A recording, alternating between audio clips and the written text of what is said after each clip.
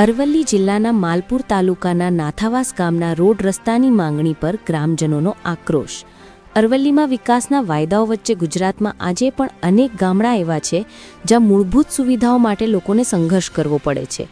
અરવલ્લી જિલ્લાના માલપુર તાલુકાનું નાથાવાસ ગામેનું જીવતું જાગતું ઉદાહરણ છે, જ્યાં બિસ્માલ રોડ રસ્તાને લઈને ગ્રામજનોનો આક્રોશ ચરમસીમાએ પહોંચ્યો છે। અરવલ્લી જિલ્લાના માલપુર તાલુકાના નાથાવાસ ગામના ડેકુ ફળિયાથી લઈને મુલોજ ગામ તરફ જતો આ મુખ્ય માર્ગ છે, જેની હાલત તમે જોઈ શકો છો કે રોડ પર ખાડા છે કે ખાડામાં રોડ છે તે નક્કી કરવું મુશ્કેલ છે। આ ડેકુ ફળિયો આશરે 150થી પણ વધુ વસ્તી ધરાવે છે।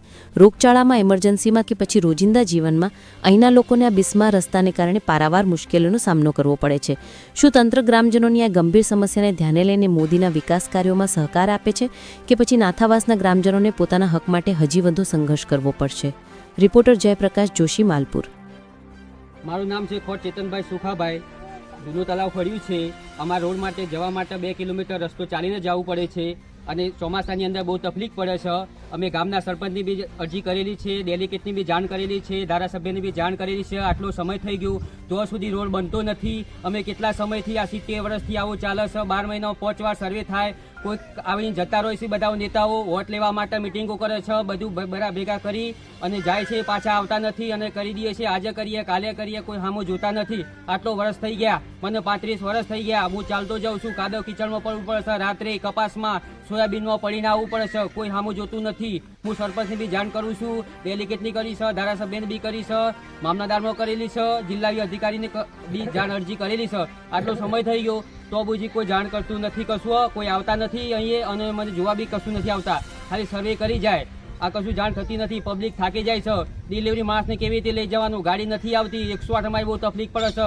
ગામમાંથી લોકો બોલાવીએ તો બી કોઈ આવતા નથી। રિક્ષાવાળો કે હું નહીં આવું, ભાડું વધારે થશે તો અમારે એના માટે શું કરવાનું, કોઈ પબ્લિકને મને ખબર પડતી નથી। અને આ બધા લોકો છે કે અમે જાણ કરીએ તો કશું સામે જોતા નથી। આટલો સમય થઈ ગયો, આટલા સુધી કશું અમારું નીકરણ આવતું નથી। આટલી પબ્લિકને, અમારા 200 થી 300 પબ્લિકને દરરોજ ચાલીને જવું પડે છે, આવવું પડે છે, બહુ તકલીફ રહી છે અને કશું જાણ થતું નથી। અમે બધાને જાણ કરીએ છીએ તો બી કશું મળતું નથી અમને। આજ સુધી અમારો રસ્તો બન્યો નથી અને વોટ લેવા માટે બધા આવે છે અને વોટ લેવા માટે આવી જાય, બધી વાતો કરી જાય, તમારો રસ્તો બનશે, આ બનશે, આરસીસી બનશે, ડમર બનશે, બધી સુવિધા થશે, એમ કરી વાતો કરીને જતા રહેશે।